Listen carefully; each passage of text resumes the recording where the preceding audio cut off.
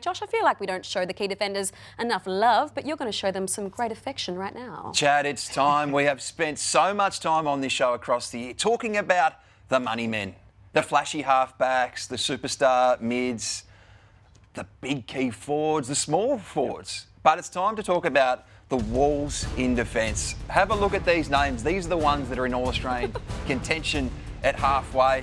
Sam Collins is one I want to start with because he has been arguably Gold Coast's best ever recruit when you consider he's now a two-time best and fairest winner at that club. Never been an All-Australian, he's going to be in the frame, but when it comes to Sunday, if the Gold Coast Suns are going to finally win at Kardinia Park, he's crucial for Damien Hardwick. Yeah, and you've got to think about the guy who's got to stop in Jeremy Cameron, and between him and Mac, it's going to be a big task. But what I love about him is that he gets himself in positions to intercept the possession nearly every time. So he plonks himself down the middle of the line. And he's really good at pushing his opponent under the ball and then obviously getting himself in great positions to take the intercept mark. So he's been underrated this year, but hopefully he gets the chocolates in the end of the season.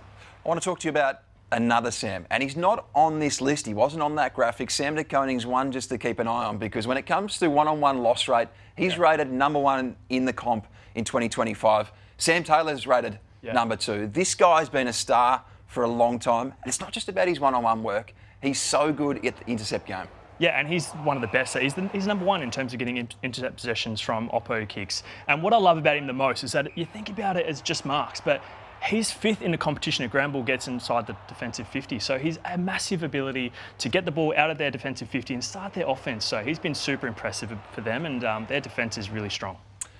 You and I were at Alice Springs on Sunday, and we saw probably the best key defensive masterclass of 2025 to date. I'm talking about Cal Wilkie. He was phenomenal against Melbourne.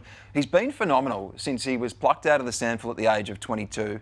Since his debut in 2019, he's played 144 consecutive games. He won his first Trevor Barker Award last year. He was an All-Australian in 2023. He is the number one rated key defender in the game, and we saw why on Sunday. Yeah, and he's the number one, I suppose, in terms of disposals and marks for a key defender as well. And we saw him on the week, and he had 30 disposals. He had that many intercept marks, and there's almost at one point that Melbourne were actually kicking to him. That's how good he was. And what I love about him is that it is a steal for him. He's massive for him. Think about Keziah and Wangari-Malira, but he's another guy in the defence there, along with Sinclair. They're looking really solid as a unit. Harris Andrews became a premiership player, of course, last year. Premiership co-captain. He's been a superstar for years. Jacob Wiedering finally got an All-Australian blazer last year after being named in the squad for the 4 previous years. He was the one that burst out of the blocks across the first 6 rounds of this year. Just come off a little bit, but he still had a great year.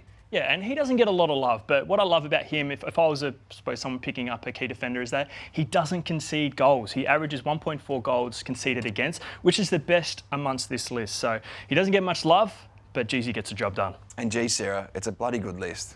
And geez, Josh, is that Harris Andrews as Thor? I think you're right. How good's the hair? He looks a bit more like Legolas with that blonde locks flowing, but nice job by you guys. It's nice to give the key defenders a little bit of love.